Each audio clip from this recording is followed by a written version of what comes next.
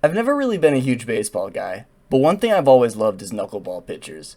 I just love those wonky, off speed, revolutionless baseballs that keep batters guessing, keep them honest at the plate, and punish over aggressiveness. Now, you're probably asking yourself why you clicked on a Broncos football video and I'm out here talking about knuckleball pitchers, and I'll get to the point. It's because I think Sean Payton and the offense, especially on Sunday, I think they've found their knuckleball pitch, and it comes in the form of the screen game that they're running to all the receivers and all the running backs.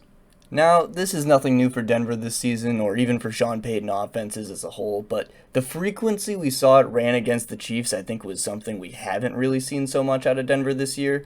They ran 13 total screen passes this year against Kansas City, and I don't think that was on accident.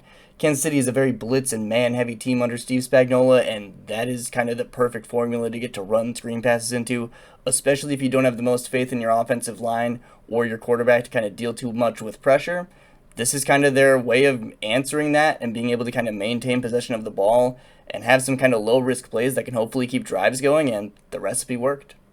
Now, like I said, there were 13 separate screens in this, so I'm not going to be taking you guys through all of those as much as I might like to, but I am going to take you guys through 7 that I think were the most critical, some that were really good, some that might have gone poorly and kind of why those went badly, and then later we're going to get into some of the special teams and what we've been seeing out of Traymon Smith because they had a huge game, but honestly, the entire Broncos team played such a big role in this win over Kansas City. We saw the defense making massive plays. They forced 4 turnovers. We saw special teams out there doing everything from the return game to also the coverage units. And then we saw the offense kind of steadily move the ball. They scored 3 touchdowns. It's just a good day all around. And hey, they finally beat the Chiefs, guys. So let's dive into it. First screen we're going to be looking at, we've got a 3rd and 6 on the opening drive for Denver. It's still 0-all, and they're coming out in some 12 personnel with 2 tight ends on the field. The Chiefs are showing man, as we can see by the linebacker traveling with the receiver across the field, and Denver's just going to run a quick little swing screen down to McLaughlin. We see Adkins and Troutman do a great job setting up their blocks downfield, and Jaleel does what he does best, beats the angle of the pursuing linebacker, and then just accelerates upfield for a first down. Before we dive into the next screen, I want to take a look back a couple weeks ago from week 6 against the Chiefs and kind of show why the setup for this play ended up working so well. Denver's going to run just some UC rollout smash. It's a play they've run a bunch with Russ, and I just want to kind of highlight how KC defends it. You can kind of see them abandon fully the weak side of the play. You know, they leave Jaleel just completely wide open. The throwback would have been right there, and I think this is something Sean Payton took note of, and you'll see him kind of use it to his advantage on the upcoming play. Now we get to see the result, 2nd and 4 for Denver, and they're running a similar concept, this time out of the gun, but they're just running another rollout play with a stack on the right, and we're just going to see the entire line do a great job selling the fake. Bulls has a massive block on the second level, and we see Javonte just barrel his way through the linebacker and just make his way in for the first touchdown of the game for Denver.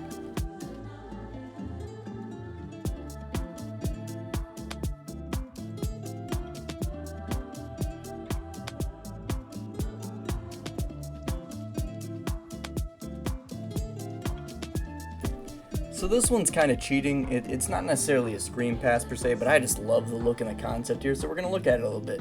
We've got some 11 personnel, but it's made to look a little bit more like a jumbo package, and then Denver's just going to run a little bit more of this rollout stuff, and they're going to have a high-low with little Jordan Humphrey and Marvin Mims running in the flat, but I want to point out, like, there kind of was another throwback option here. I'm not blaming Russ at all. I don't know if it's really even a designed, like, read in the progression, but if you look at where Samaje Perine ends up on this play, this might be just a walk-in 40-yard touchdown for him because there is no one on the Chiefs that half of the field. Next play, we got a 2nd and 7. Denver's up 14-6, and they're running a tunnel screen to Marvin Mims. This one is so close to breaking, guys. If Chris Jones isn't able to get his massive frame in the throwing window for Russ here, or if Russ is able to, like, I don't know, somehow sidearm maybe a little bit better of a ball, and Mims is able to catch this in stride instead of having to hop back and kind of adjust his angle, giving the defenders the opportunity to kind of collapse on him, this could be a big gain because, man, he's got bodies ahead of him. He's got a wall set up from Denver. So another great call that I hope Denver pulls out a little bit more this year. Very next play for the Denver offense on a 3rd and 7. Denver's going to be running another running back screen against a man from Kansas City. Russ makes a really nice flip on the shovel pass, and we see Ben Powers and little Jordan Humphrey doing a great job clearing the way, laying some big-time blocks and just opening up a runway for Samaje to clear on. He gets out of bounds and gets to save up some clock in the 2-minute drill.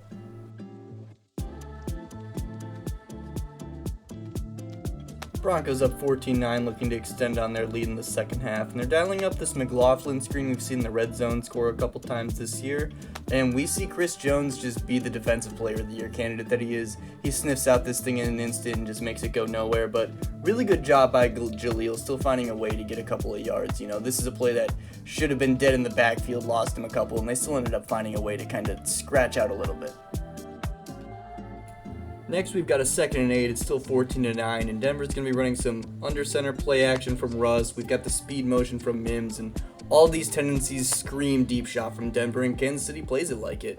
Luckily, it's a good tendency break from Payton, and we see another screen. Lloyd Cushenberry continues his Pro Bowl campaign and just lays an excellent second-level block here, but the entire offensive line honestly does a great job turning the defensive front upfield and just giving Javonte the space to work.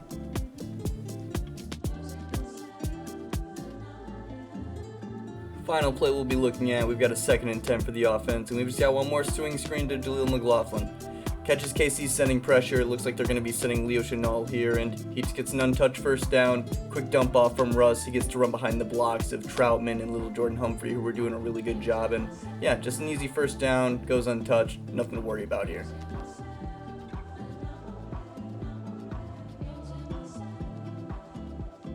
So, for the punt team and for Tremon Smith, I'm not going to add too much to the film. I don't really need to say much about what he's doing. The guy is just an incredible talent at the gunner position, but I just want to kind of highlight, look at the effort he plays with. Even on plays where he might not make the tackle. I mean, we saw it on the play where they muff the punt and he's blasting the returner so the guy can scoop it up.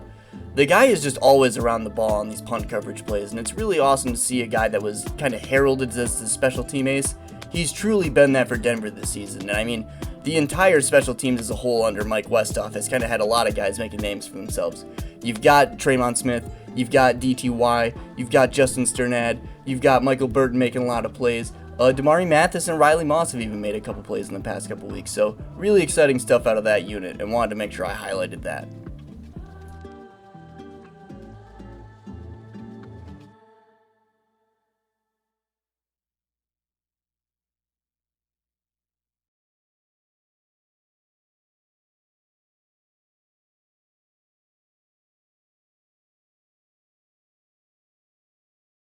The 8-year-long continuous nightmare against Kansas City is finally over.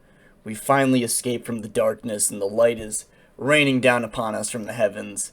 Thank you guys so much for tuning in this week. Sean Payton in the screen game. The punt team with Tremon Smith. Some exciting stuff. We got some, there's a lot of hopeful stuff in Denver going into a bye week. I know coming out they're going to have to face the Bills, which is kind of just absolutely terrifying. I'm a little scared it's going to end up kind of like that Dolphins game, but they've got a little bit of an easier schedule going forward into November and December. I'm excited to see what this team can do the rest of the way, especially with what we're seeing out of this coaching staff. But until next time, guys, thank you guys for stopping in. Make sure you're liking and subscribing everything over on the Let's Talk Broncos channel. And until next time, have a good week.